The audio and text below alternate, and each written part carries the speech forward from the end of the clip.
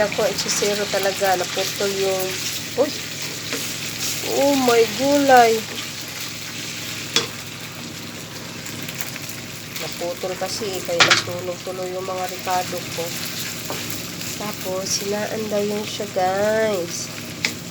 Yan, hinaan. Maganda yung sunog para sarap. Charot. Sabihin talaga, palpak. Napalpak talaga si Ma'am Shi. Wait lang.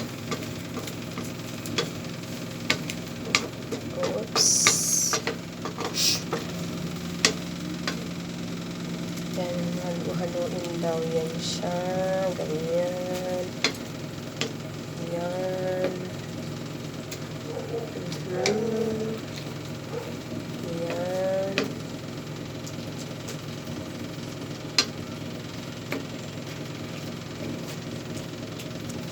Hindi nasali yung pag ano ko ng ano guys.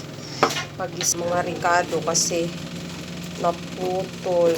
Wala pa naman akong CapCut. Kasi guys, alam mo na, lumang-luma na itong ating cellphone. Kakangawit pala to guys, magluto nito. Yan. Haluin lang daw siya.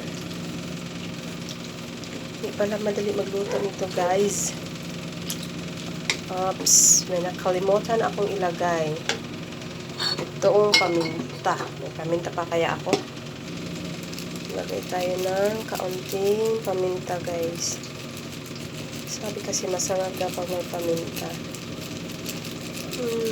Pasensya na kayo guys ha. First time ko lang magluto nito talaga. Pero naamoy ko yung bango ha.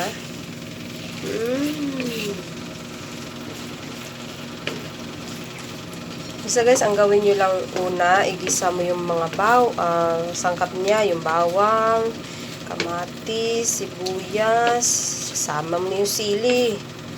Oh, kasi hindi nga ano guys, kasi naputol yung pag-video ko.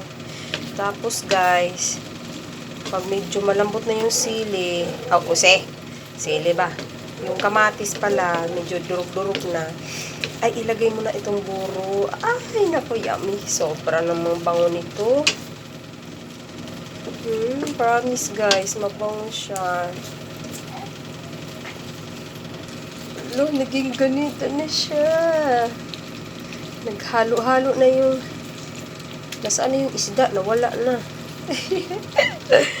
Ayan, guys. Ayan.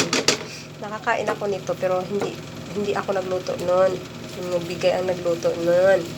Pero ngayon guys, ako talaga ang nagluto nito. Sabi niya, lagyan ko raw ng Knorr cubes. Wait lang. Lagyan natin. Ayan guys, kita niyo yung Knorr cubes guys. Kalahati lang ang nilagay ko dyan ha. Kasi kunti lang naman ito. Pero dumami siya. Sino mang hingi dyan guys? Kasi hindi ko ito mauubos. Ayan. Ayan na. Saya-saya. Saya pala pag makaluto ka ng ganito guys na hindi mo naman talaga niluluto, no? Yung first time mo magluto ka ba? Tas hindi pa familiar sa iyo. Pero sa tulong ng YouTube guys, nagagawa mo naman, di ba? Sa YouTube pala ako kumuha ng ano nito guys, recipe. At tas tinuruan din ako ng ano guys, nagbigay. So, paano? Ayan, oh. Ang masarap daw na consistency nito guys is yung humihiwalay daw yung mantika. Uy, di na siguro to, eh. Wait na kaya ako. Wala ba overcook to? Charot. Ay, naku. Sabi guys, ilagay mo daw to sa freezer. Tatagal daw to ng 3 linggo. Tapos, pag sa ano lang naman, sa normal temperature lang kasi wala tayong ref. Ano daw to guys? Siguro mga 3 araw. Or depende daw kung yung kutsara na ginagamit mo ay malinis or yung hindi. Yung kutsara ba na pinangkain mo ba, yung din yung ay ano mo. Kaya dapat talaga may serving spoon. Okay na ba yan guys? Medyo ano na eh. Umiwalay na yung mantika oh. So, ayan guys. So, ayan na siya guys. Enough ko na yung apoy. Sana okay na to. Kasi sobrang pawis na talaga ako ba. Kakasukay ba? Charot. So, guys. Ayan siya guys. Oh. Medyo maraming mantika. Bawasan ko na ito mantika. Mamaya paglagay ko na sa lagayan.